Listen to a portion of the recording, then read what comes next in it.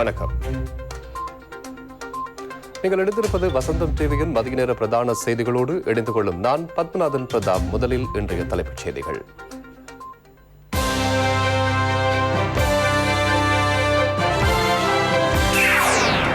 ரஞ்சன் ராமநாயக்கவுக்கு 4 ஆண்டுகால கடூழிய சிறை தண்டனை.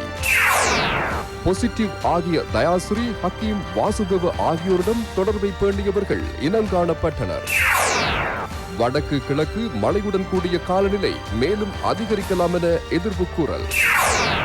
வாடகைக்கு பெற்ற வாகனங்களை விற்பனை செய்த மோசடி வர்த்தகம் குறித்து அம்பலம். புற்றுநோயை ஒழிக்கும் கதிர்வீச்சு ஔடதத்தை உள்நாட்டிலேயே தயாரிக்க திட்டம். பிளவுகளின்றி சகல நாடுகளுக்கும் கொரோனா தடுப்பூசி வழங்கப்பட வேண்டும் என சுகாதார ஸ்தாபனம் தெரிவிப்பு.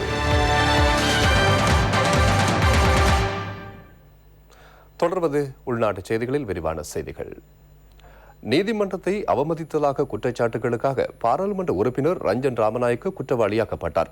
இவருக்கு 4 வருட கால கடூழிய சிறை தண்டனையை உச்சநீதிமன்றம் இன்று பிறப்பித்தது. பாராளுமன்ற உறுப்பினர் ரஞ்சன் ராமநாயக்கவுக்கு எதிராக தாக்கல் செய்யப்பட்ட வழக்கின் தீர்ப்பை சிசிரடி ஆப்ரோ, விஜித மலல்குட மற்றும் பிரீத்தி பத்மன் சூரசேன ஆகிய உச்சநீதிமன்ற நீதிபதிகள் குழாம் ஏகமனதாக வழங்கியது. தீர்ப்பை அறிவித்த தலைமை நீதிபதி சிசிரடி ஆப்ரோ, சட்டமா அதிபரினால் ரஞ்சன் ராமநாயக்க மீது சுமத்தப்பட்டுள்ள நீதிமன்றத்தை அவமதித்த குற்றச்சாட்டு எவ்வித சந்தேகமுமின்றி உறுதிப்படுத்தப்பட்டதாக தெரிவித்தார்.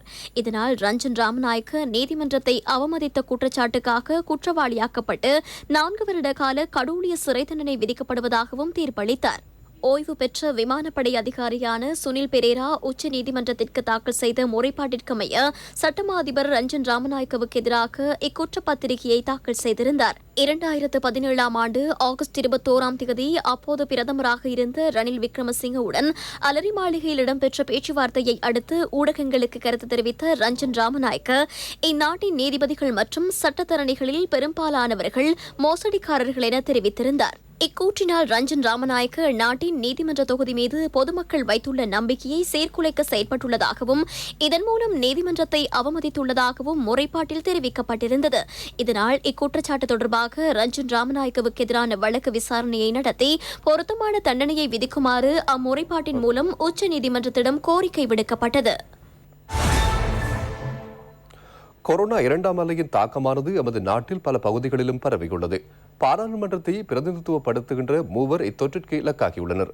இவர்களுடன் தொடர்பை வைத்திருந்தவர்கள் இனங்காணப்பட்டுள்ளதாக தகவல்கள் தெரிவிக்கின்றன. ராஜாங்க அமைச்சர் தயாசிரி ஜெயசேகர, பாராளுமன்ற உறுப்பினர் ரவுஃப் ஹக்கீம், அமைச்சர் வாசுதேவ நாணயக்கார் ஆகியோருக்கு கொரோனா தொற்று உறுதி செய்யப்பட்டதை அடுத்து இவர்களுடன் தொடர்பை பேணியவர்கள் குறித்து தொடர்ந்தும் கவனம் செலுத்தப்படுகிறது. இதுவரை இவர்களுடன் தொடர்பை பேணிய 40 பேர் அடையாளம் காணப்பட்டுள்ளனர். இவர்களில் 32 பாராளுமன்ற உறுப்பினர்களும் அடங்குகின்றனர். நாளையும் எதிர்வரும் 15ஆம் தேதியும் பாராளுமன்ற வளாகத்தில் PCR பரிசோதனைகள் நடத்தப்பட உள்ளதனால் இதில் பங்கெடுக்குமாறு சபாநாயகர் மஹிந்த யாப்பா அபிவர்தன பாராளுமன்ற உறுப்பினர்களிடமும் ஊழியர் குழாமிடமும் கேட்டுள்ளார். நேற்றைய தினமும் நாட்டில் 569 கொரோனா தொற்றாளர்கள் இனம் காணப்பட்டனர். இவர்களில் ஒருவர் வெளிநாட்டிலிருந்து வருகை தந்தவர் என சுகாதார பிரிவு தெரிவிக்கின்றது. நேற்று இனம் காணப்பட்ட தொற்றாளர்களில் அதிகூடிய எண்ணிக்கையிலான 110 பேர் களுத்துறை மாவட்டத்திலிருந்து இனம் காணப்பட்டதுடன் கம்பஹா மாவட்டத்தில் 88 தொற்றாளர்களும், கேகாலை மாவட்டத்திலிருந்து 52 தொற்றாளர்களும், கொழும்பு மாவட்டத்திலிருந்து 37 தொற்றாளர்களும் அடங்குகின்றனர். இதற்கமைய இதுவரை நாட்டில் பதிவாகிய கொரோனா தொற்றாளர்களின் மொத்த எண்ணிக்கை 48,949 ஆகும். இவர்களில் 6,626 பேர் வைத்தியசாலைகளில் சிகிச்சை பெறுகின்றனர். இதுவரை பூரண குணமடைந்தவர்களின் எண்ணிக்கை 42,090 ஆகும். நேற்றைய தினத்திலும் மேலும் 8 கொரோனா மரணங்கள் பதிவாகியதை அடுத்து நாட்டில் இதுவரை சம்பவித்துள்ள கொரோனா மரணங்களின் எண்ணிக்கை 240 அதிகரித்துள்ளது. வெலிக்கட சிறைச்சாலை கைதியான 52 வயதுடைய நபர், ராஜகிரியவை வசிப்பிடமாக கொண்ட 63 வயதுடைய நபர் மற்றும் மட்டக்குழியை வசிப்பிடமாக கொண்ட 45 வயதுடைய ஆணொருவரும் இவ்வாறு கோவிட் தொற்றினால் உயிரிழந்தனர். அத்துடன் கொழும்பு 12 வசிப்பிடமாக கொண்ட 36 வயதுடைய பெண்ணொருவரும் கோவிட் தொற்றுடன் ஏற்பட்ட நிமோனியா நிலை காரணமாக உயிரிழந்தார். கொழும்பு 14 வசிப்பிடமாக கொண்ட 54 வயதுடைய நபர் ஒருவரும், பண்டாரகமவை வசிப்பிடமாக கொண்ட 70 வயதுடைய பெண்ணும், களுத்துறை தெற்கை வசிப்பிடமாக கொண்ட 67 வயதுடைய நபரும் கோவிட் காரணமாக உயிரிழந்தவர்களில் அடங்குகின்றனர். அத்துடன் காத்தான்குடியை வசிப்பிடமாக கொண்ட 57 வயதுடைய நபர் ஒருவரும் கோவிட்டுடன் ஏற்பட்ட நிமோனியா நிலைமை காரணமாக உயிரிழந்ததாக சுகாதார பிரிவு தெரிவிக்கின்றது. சம்பவித்துள்ள மரணங்களின் எண்ணிக்கை உலக நாடுகளுடன் ஒப்பிடுகையில் இலங்கையின் 1 மில்லியன் சனத்தொகையில் ஏற்பட்டுள்ள மரணங்களின் எண்ணிக்கை 10 ஆகும். இந்தியாவில் 1 மில்லியனுக்கு 108 மரணங்களும், ஆஸ்திரேலியாவில் 1 மில்லியனுக்கு 6 மரணங்களும், சிங்கப்பூரில் 1 மில்லியனுக்கு 5 மரணங்களும் சம்பவித்துள்ளன. இலங்கையில் 1 மில்லியன் சனத்தொகைக்கு 2219 கொரோனா தொற்றாளர்கள் பதிவாகிய போது இந்தியாவில் இவ்வெண்ணிக்கை 7489 ஆகும். ஆஸ்திரேலியாவில் 1 மில்லியன் மக்களில் 1116 தொற்றாளர்களும், சிங்கப்பூரில் 10,027 தொற்றாளர்களும் பதிவாகியுள்ளதாக உலக சுகாதார ஸ்தாபனம் சுட்டிக்காட்டியுள்ளது. நாட்டில் கொரோனா தொற்றினால் உயிரிழந்த 240 பேரில் 153 பேர் ஆண்களாவர். ஏனைய 87 பேரும் பெண்களே. இதேவேளை பொலனறுவ பொது வைத்தியசாலையிலிருந்து 4 கோவிட் தொற்றாளர்கள் இனங்காணப்பட்டதை அடுத்து 21வது வார்டு தொகுதியை மூடி அதனை பிரிதொரு இடத்தில் நடத்திச் செல்ல நடவடிக்கை எடுக்கப்பட்டுள்ளதாக வைத்தியசாலை பணிப்பாளர் வைத்திய நிபுணர் சம்பத் இந்திககுமார தெரிவித்துள்ளார். இதேவேளை பொனானை விசேட கோவிட் சிகிச்சை மத்திய நிலையத்தில் சிகிச்சை பெற்று பூரண குணமடைந்த 10 பேர் இன்று முற்பகல் வீடுகளுக்கு அனுப்பி வைக்கப்பட்டதாக சுகாதார பிரிவு அறிவித்துள்ளது. வெளிநாடுகளிலிருந்து 436 பேர் இன்று காலை கட்டுநாயக்க விமான நிலையத்தினூடாக நாடு திரும்பினர். இவர்கள் தனிமைப்படுத்தல் மத்திய நிலையங்களுக்கு அனுப்பி வைக்கப்பட்டுள்ளதுடன் முப்படையினரால் நிர்வகிக்கப்படுகின்ற தனிமைப்படுத்தல் மத்திய நிலையங்களில் தொடர்ந்தும் 6267 பேர் தனிமைப்படுத்தப்பட்டுள்ளனர். நேற்றைய தினத்திலும் 13,224 PCR பரிசோதனைகள் மேற்கொள்ளப்பட்டன. கோவிட்-19 தொற்று காரணமாக தனியார் துறை ஊழியர்களுக்கு சம்பளத்தை வழங்குவதற்காக இணக்கப்பாடு எட்டப்பட்ட சலுகை கால வரையறையை நீடிப்பதற்கு அமைச்சரவை அங்கீகாரம் வழங்கியுள்ளது. சூம் தொழில்நுட்ப முறை ஊடாக அமைச்சரவை தீர்மானங்களை அறிவிக்கும் ஊடக சந்திப்பில் இணைந்து கொண்ட அமைச்சர் உதய கம்பன்வில இது தொடர்பாக விளக்கம் அளித்தார். சுற்றுலாத்துறை உட்பட கொரோனா தொற்றினால் பெரிதும் பாதிக்கப்பட்டுள்ள தனியார் துறையின் ஊழியர்களுக்கு சம்பளம் வழங்குவது தொடர்பான நெருக்கடி குறித்து அமைச்சரவை கவனம் செலுத்தியது. தனியார் துறை ஊழியர்களை சேவைக்கு வரவழைக்காது வீடுகளில் உள்ள ஊழியர்களுக்கு சம்பளத்தில் 50% அல்லது 14,500 ரூபாய் ஆகிய இவ்விரு முறையிலிருந்தும் அதிகூடிய தொகையை சம்பளமாக செலுத்த தொழில் உறவுகள் அமைச்சு முன்வைத்த யோசனைக்கு அங்கீகாரம் கிடைத்தது. 2020 டிசம்பர் 31ஆம் தேதி வரை நிலவிய இம்முறையை 2021 மார்ச் 31ஆம் தேதி வரை அமல்படுத்தவும் அமைச்சரவை தீர்மானித்தது. උපාධිධාරීන් ආණ්ඩුවේ රැකියාවට බඳවා ගැනීමේ වැඩසටහන යටතේ රැකියා ලබා දීමට ඊ අමාත්‍ය මණ්ඩලය තීරණය කරා. கொரோனா தொற்றிற்கு நிறம், கட்சி என்ற வேறுபாடு கிடையாது என எதிர்க்கட்சித் தலைவர் சஜித் பிரேமதாச தெரிவித்துள்ளார். எதிர்க்கட்சித் தலைவரின் நடமாடும் சேவையின் கம்பஹா மாவட்ட முதலாவது நிகழ்ச்சி அத்தனகல பியாங்குட பத்தலகெதர மங்களராம விகாரையில் இடம்பெற்ற போதே அவர் இதனை தெரிவித்தார். நாட்டை ஆட்சி செய்கின்றவர்கள் நாட்டிற்கு ஏற்படக்கூடிய அனர்த்தங்கள் குறித்து முன்னெச்சரிக்கையுடன் செயற்பட வேண்டும். கொரோனா அச்சுறுத்தலுக்கு மத்தியிலும் தூர சிந்தனையுடன் செயற்படவில்லை. பாராளுமன்றத்தின் ஒரு சில உறுப்பினர்களும் கொரோனா தொற்றுக்கு இலக்காகியுள்ளனர். இது குறித்து நாம் கவலை அடைகின்றோம். கொரோனாவுக்கு கட்சி வேறுபாடு கிடையாது. சகலருக்கும் இக்கொரோனா தொற்றுகின்றது.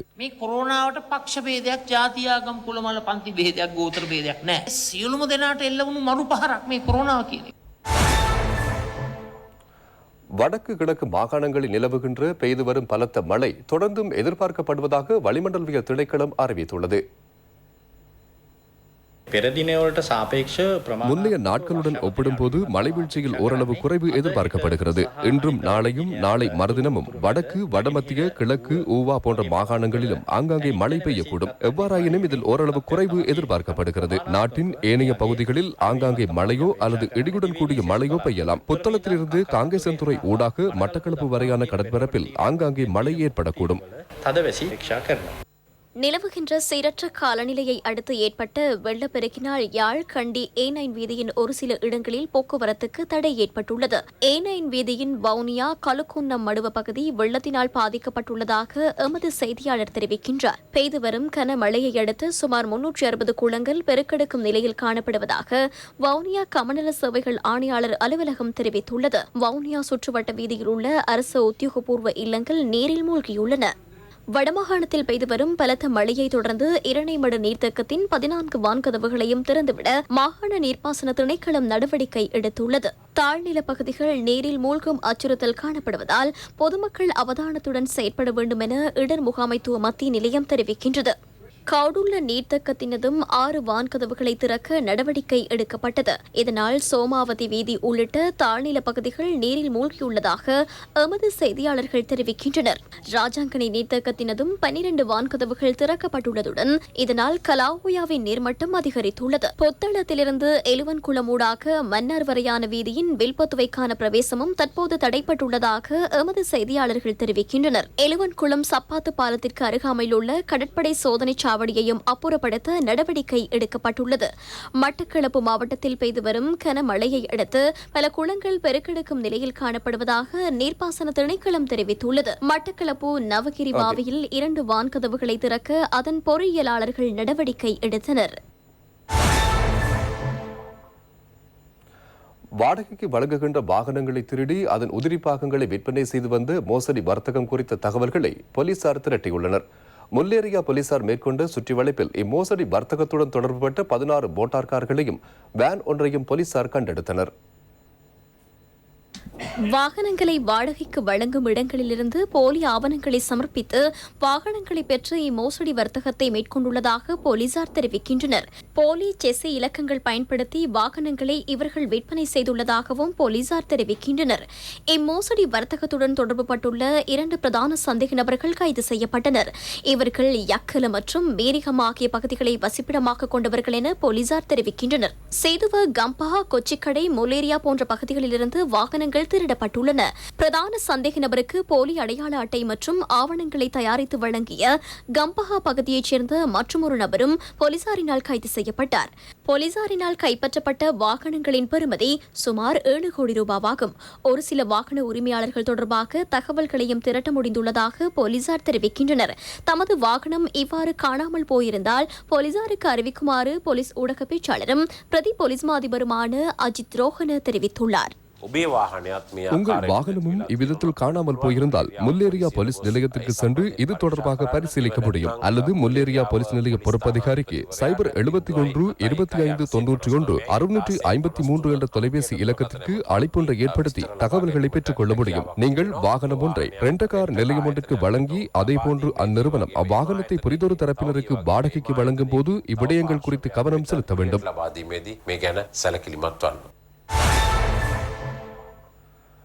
புற்றுநோய் தடுப்புக்கான கதிர்வீச்சு ஆவணங்களை நாட்டிலேயே தயாரிக்க அரசாங்கம் கவனம் செலுத்தியுள்ளது. சுயாதீன தொலைக்காட்சி சேவையில் ஒளிபரப்பாகிய ஹத்மினி பெயர் நிகழ்ச்சியில் கலந்து கொண்ட ராஜாங்க அமைச்சர் துமிந்த திசாநாயக்க இதனை தெரிவித்துள்ளார். புற்றுநோயாளர்கள் ஆண்டொன்றிற்கு 25,000 முதல் 30,000 ரூபாய்களை பரிசோதனைகளை மேற்கொள்வதற்கென எதிர்பார்த்து நிற்கின்றனர். இதற்கு பயன்படுத்தப்படுகின்ற டயிற்கு மாத்திரம் சுமார் 54,000 தேவைப்படுகிறது. நாம் சுமார் 5 லட்சம் ரூபாவை செலவிட்டு பெறப்படுகின்ற டயின் மூலம் 10 நோயாளர்களுக்கு மாத்திரமே இப்பரிசோதனையை மேற்கொள்ள முடிகின்றது. ஆண்டொன்றிற்கு கதிர்வீச்சு ஔடதத்தை இறக்குமதி செய்வதற்காக 100 மில்லியன் ரூபாவை செலவிடுகின்றோம். இவ்வாறு 100 மில்லியன் ரூபாவை செலவிட்டு 2,000 பேரிலும் குறைந்தவர்களுக்கு ஸ்கேன் பரிசோதனையை கொள்ள முடிகிறது. இவ் ஔடதத்தை இலங்கையிலேயே தயாரிப்பதன் மூலம் ஆண்டொன்றிற்கு சுமார் 30,000 நோயாளர்களை பரிசோதிக்க முடிகிறது. நாளைய தினம் சுகாதார தரப்பினருடனும் கொத்தலாவில பாதுகாப்பு பல்கலைக்கழகத்துடனும் உடன்படிக்கை ஒன்றில் கைச்சாத்திட உள்ளோம். குறுகிய காலத்திற்கு இக்கதிர்வீச்சு டையை உள்ளூரிலேயே தயாரிப்பதற்கான நடவடிக்கைகளை முன்னெடுப்பதற்காகவே இவ் உடன்படிக்கை எட்டப்பட உள்ளது.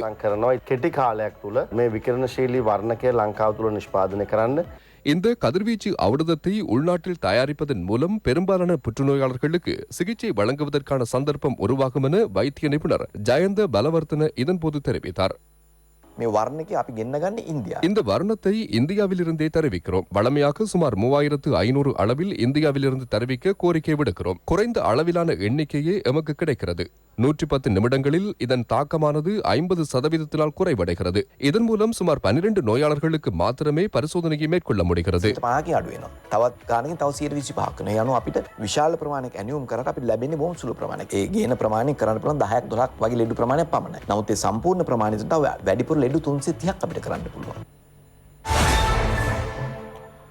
தேசிய ஐக்கிய முன்னணியின் செயலாளர் அசாத் சாலி தெரிவித்த கருத்துக்கள் தொடர்பாக விளக்கம் அளிக்க நியாயத்திற்கான சட்டத்தரணிகள் சங்கம் குற்றப்புலனாய்வு திணைக்களத்திற்கு வருகை தந்தது. குற்றப்புலனாய்வு திணைக்களத்தில் ஆஜராகிய அமைப்பின் தலைவர் சட்டத்தரணி மனோஜ் கமகி அசாத் சாலி தெரிவித்த கூற்றுக்காக அவருக்கு 10 ஆண்டு கால சிறை தண்டனை விதிக்க முடியும் என தெரிவித்துள்ளார். இதனால் அசாத் சாலியை உடனடியாக கைது செய்ய நடவடிக்கை எடுக்க வேண்டும் எனவும் அவர் மேலும் தெரிவித்துள்ளார். இத்துடன் வசந்தம் டிவியின் மதிய நேர பிரதான செய்தி அறிக்கை நிறைவுக்கு வருகிறது. எமது அடுத்த பிரதான செய்தி அறிக்கையினை இரவு 8 மணிக்கும் மணித்தியால செய்தியினை 2:25 எதிர்பாருங்கள். வணக்கம்.